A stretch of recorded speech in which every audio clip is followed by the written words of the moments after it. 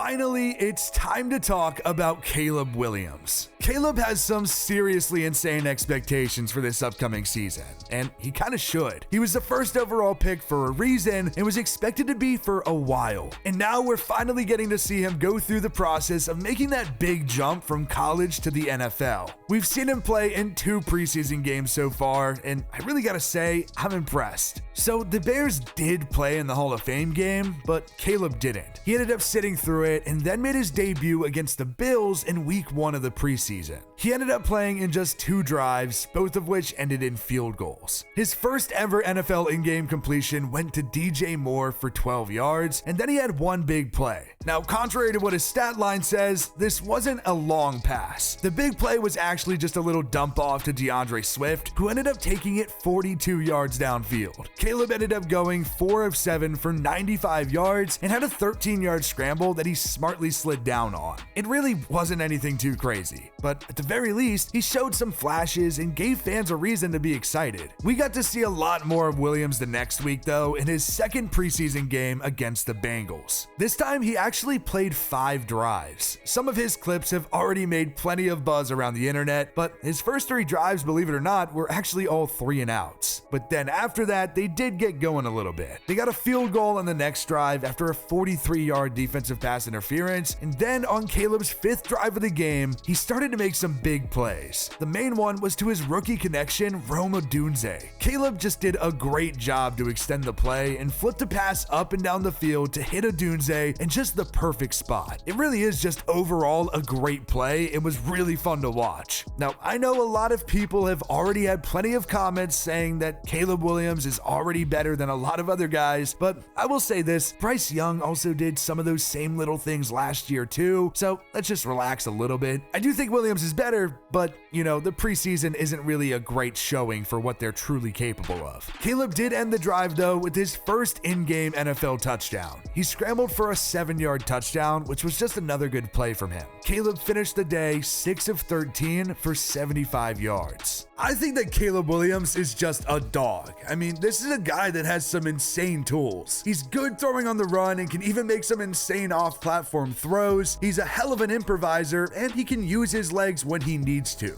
We knew that he had these insane tools coming into the league, and that's why he went first overall. There were a lot of good quarterbacks in this past year's draft, yet there still wasn't any question about who the definitive best one was. That's really impressive in my opinion. No matter how stacked the class was, everyone still viewed Williams as the best. I've been waiting to see Williams take the field for the Bears for a while now, and he finally did, and he showed those tools and skills that got him to be the first overall pick in the first place. He's just good, but as of right now, it looks like he's going to be able to succeed in this league. Now, it hasn't been perfect. It's not like every time he touches the ball, they score a touchdown or anything. He's still a rookie, no matter how high those expectations might be. There are going to be growing pains this season. That's just inevitable. But at least as of right now, it certainly looks to me like he can succeed in this league. Now, luckily, the Bears have done a good job building around Williams, at least when it comes to weapons and stuff like that. Drafting Rome Odunze in the first round really just gave us a good insight on what the Bears' goal is, at least when it came to team building for this season. They wanted to load up on weapons and give Williams the best chance to succeed from day one. Would have been great to see them do it with Fields, but they're doing it with Williams now, so that's what matters. Rome Odunze is just a stud, and this guy was just so much fun to watch at Washington. He is a very complete receiver. He's not necessarily going to be your deep threat, but he's a great route runner. He's able to get separation. He's a good wide receiver, and that's why he went so early in the first round too. Now, even though Odunze was the 3rd wide receiver taken off the board at this past year's draft, I do think that he has the chance to have the best season out of the 3 of them, and that's really based off of circumstance. Luckily for Odunze, he doesn't have to come in and be the #1 guy right away. He can continue to develop a little bit and honestly get more open just because DJ Moore is going to demand so much attention. The Bears have done a good job building around Williams, so theoretically the offense should be better this year. But like I said before, Chicago definitely still has their problems. But luckily for them, Caleb Williams isn't one of them. It goes without saying that the future is really bright for the Bears, and that really does come back to those two, especially Caleb. He's going to be starting week 1 as a rookie, as he should. I think he's already proven that he can step into that spotlight even though he is young. He was just so good playing in that Lincoln Riley system, and he just crushed it there. He's got all the potential in the world and has super super high expectations for a reason. The Bears just really need to make sure that they're setting him up to succeed and develop. That's really where Rome Odunze comes in. 1, you're able to get Caleb a good young weapon, and 2, it's another guy that did just dominate in college football. Odunze was absolutely electric playing with Michael Penix at Washington, and he could definitely be a good pro for sure, and that's why he went 9th overall. What's interesting is that he's really in a different situation than the 2 wide receivers taken ahead of him. Marvin Harrison is walking into the Cardinals wide receiver room as the definitive number 1, and the same goes for Malik Neighbors on the Giants. Meanwhile, there's a real shot that Odunze starts the year as the number 3 for the Bears. First off, nobody's going to unseat DJ Moore as the number 1 right now. He was in that trade for the first overall pick back in 2023 when the Panthers went on to take Bryce Young. He's been a really good, consistent wide receiver for a while now, and he's coming off of a career best year playing with Justin Fields. Then there's also Keenan Allen. He's really just a true proven vet. He's been in the league since 2013 and just been a stud. The Bears got him for just a 4th round pick from the Chargers, and he's still got it. He's just a fantastic guy to have in the locker room for a rookie quarterback like Caleb. Caleb Williams' potential is sky high. In a perfect situation, I really do think that this dude could be one of the best quarterbacks in the NFL. Now, unfortunately, he isn't in the perfect situation. It's much better than it was in prior years, but it still isn't perfect. But Williams is a clear upgrade at the quarterback position, and that's why you took him 1st overall. You needed to find your franchise quarterback, and Williams really has the potential to be the best quarterback in franchise history without doing anything necessarily that insane. It's not like the Bears have been churning out Hall of Fame quarterbacks or anything, but him potentially being the greatest quarterback in franchise history comes with some high expectations. Now, I don't believe that the Bears are a playoff team this year, but I do think that they're probably the closest they've been to being one in a while now. Now, luckily, I do believe in the Bears wide receiver room. I really believe in their skill positions in general. DJ Moore is a stud, simply put. There's really nothing else I gotta say about him, but I will. He was great in that dumpster fire that we call Carolina, and he proved that he had even more to give last year when he came to Chicago and had a career year alongside Justin Fields. This guy is a stud, and the Bears knew that, so they locked him up to keep him in Chicago for a while, because now Caleb has a definitive number 1 wide receiver that's gonna be with him every step of the way.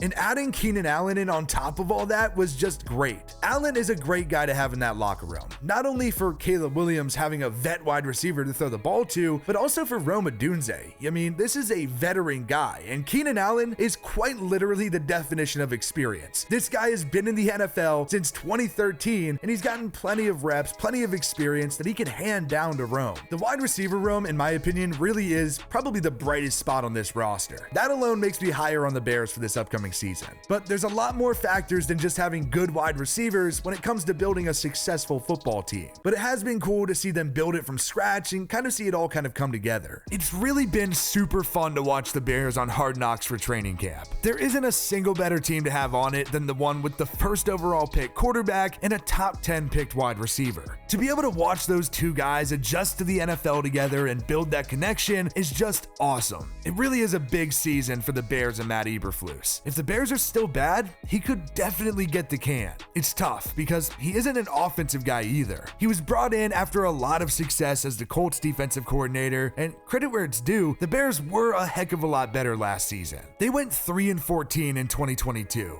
It was just a disaster, and that's what led to the Bears getting the 1st overall pick and trading it to the Panthers, who eventually finished dead last in the league to give the Bears the 1st pick again, except this time around, they used it on Caleb. Then last year, the Bears were kind of respectable. At one point, they did lose 14 straight games over a 2-year span, but they ended up figuring things out and going 7-10. And I'd say the huge change was really when Eberflus took over defensive play calling. Defensive coordinator Alan Williams stepped down after week 2. And then over the next 15 weeks, nobody had more interceptions than the Bears did. It was a big switch, and Justin Fields did play well enough to win some games. But now it's Caleb running the show, and Eberflus really needs to keep improving. I'll be honest, I've never really been a Matt Eberflus believer, at least as a head coach. Didn't really pay attention to him too much when he was to DC and Indy, gonna be honest. And I know it's only year 3, but I'm kind of shocked that he does still have a job. It feels like we pull the trigger on firing coaches really fast nowadays in the NFL, and I thought Eberflus was going to be the next instance of that, but they decided to keep him around, allow him to get his rookie quarterback and stud new wide receiver, and kind of give him another chance to redeem himself. I don't know how smart of a choice that is. I mean, I'll give credit where it's due. The the Bears were better last year than they were the year before, but if they weren't, then it would have been really concerning.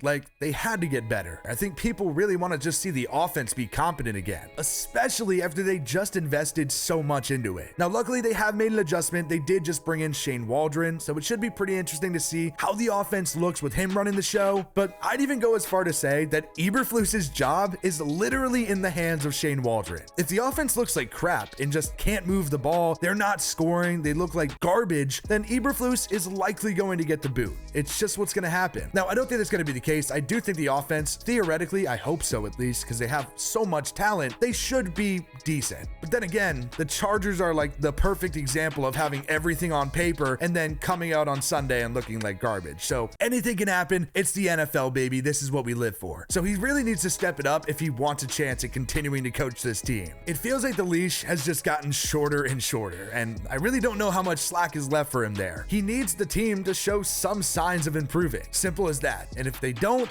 Eberflus might not be around much longer. Now, personally, I think the Bears would be lucky to get back to where they got last year. I know that sounds pessimistic, but when you look at their schedule, it's really not that crazy. I'd have to imagine that the Bears end up somewhere around where they did last season. Like 7-10 isn't the worst thing ever, but it's certainly not the best. But if they somehow end up ending the season with a winning record, I would be shocked. But I'm not entirely counting out that possibility. I hear the hype everywhere I go, and honestly, I do think it's real. To an extent. Super fun plays in the preseason sadly don't exactly translate to the regular season. So no matter what we think about Caleb Williams, Rome Odunze, and just the Bears in general right now, that really isn't going to matter until we see them suit up in week 1 in the regular season when things actually start to matter. But I, for one, am just so excited to watch. Whether or not the Bears are good or bad, or if they're actually going to be able to live up to the hype, people are going to be watching either way. That's just what happens when you have a quarterback that was taken first overall and is starting week 1. Add in a rookie wide receiver, and most casual fans are going to be keeping their eye on the Bears all year long. Now, the hype that a team usually gets from Hard Knocks can be completely out of control, and for the most part, the team doesn't end up living up to the hype. But the Bears are definitely a better team now than in previous years, especially on the offensive side of the ball. I would have loved to see Justin Fields be able to compete with some of the weapons that were given to Caleb before he ever even took his first snap, but that just didn't happen. Ultimately though, what are the most realistic expectations for the Bears? I think it'd be dumb to say that the Bears have to make the playoffs this season. I think if Caleb and Odunze just play well and stand out, I'd say that's a successful season. It's all about building to try to compete with good teams and the better teams in the NFC North. I don't think that anyone actually anticipates the Bears winning the division. The Lions just owned it last season and were close to a Super Bowl performance. They're the division favorite for a reason and are plus 135 to win it on DraftKings.